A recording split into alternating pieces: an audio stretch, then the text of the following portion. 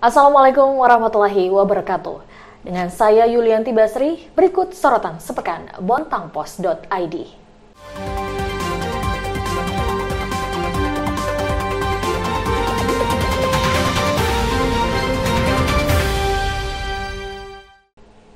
Informasi pertama, kebakaran kembali terjadi di Bontang.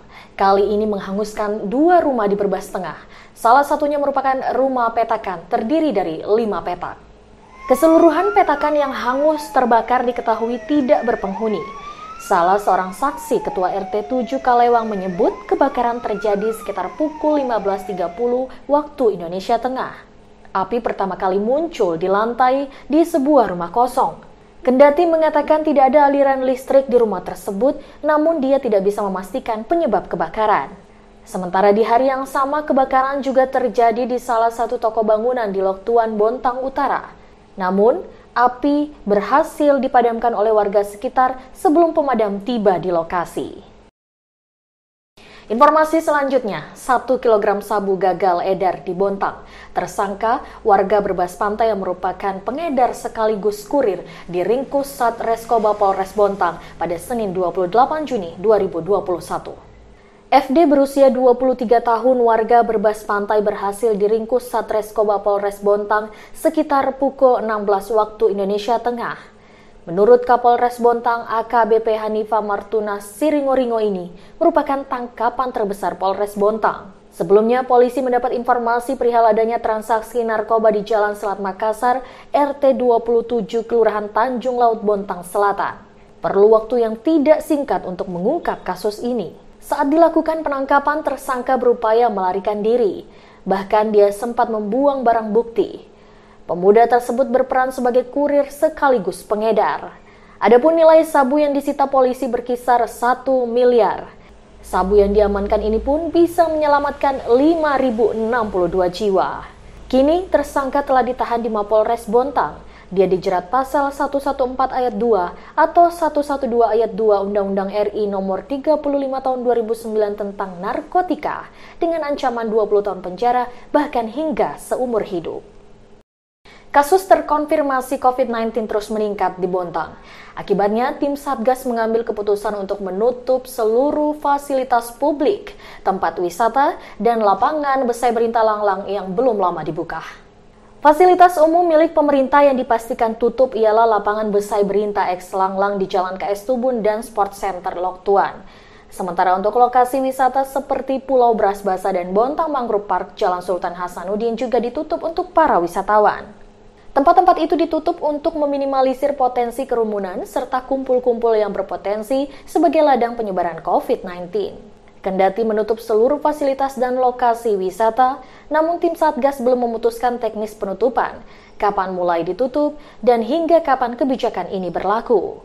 Mengingat kebijakan langsung berimbas ke sejumlah pihak yang menggantungkan hidup di tempat tersebut, seperti pelaku UMKM yang menjajakan makanan dan minuman di lapangan Besai Berintah, serta pelaku bisnis penyewaan kapal di pelabuhan menuju Pulau Beras Basah. Wali Kota Basri memberikan ultimatum kepada seluruh ASN untuk disiplin terhadap protokol kesehatan. Jika abai terhadap prokes, maka sanksi berat telah menanti, mulai dari mutasi hingga pemecatan terhadap honorer. Sikap tegas mesti diambil pemerintah menyusul lonjakan kasus COVID-19 di Bontang 2 pekan ini.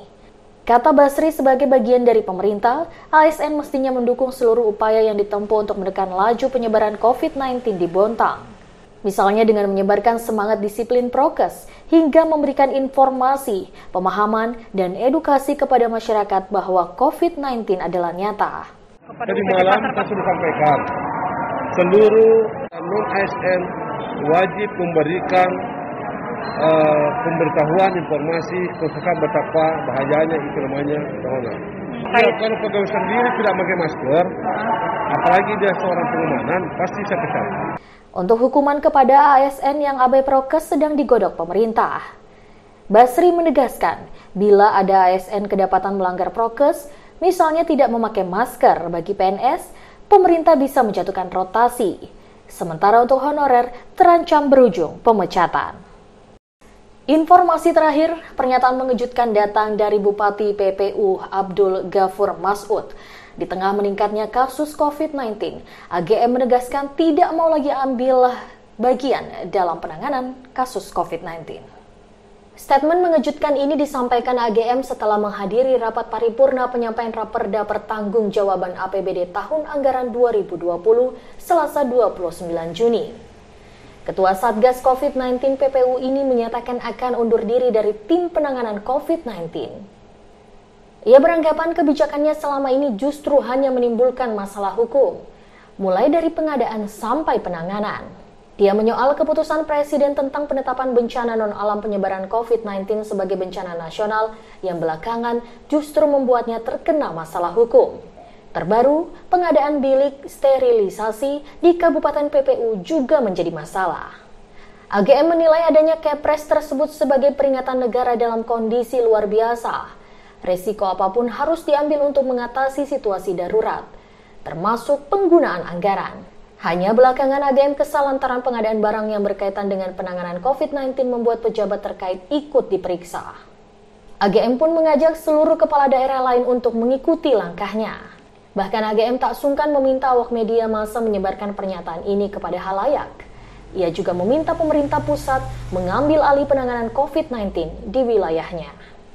Demikian sorotan sepekan kali ini. Terus ikuti informasi terupdate Kota Bontang melalui website kami di bontangpost.id. Saya Yulianti Basri, sampai jumpa. Wassalamualaikum warahmatullahi wabarakatuh.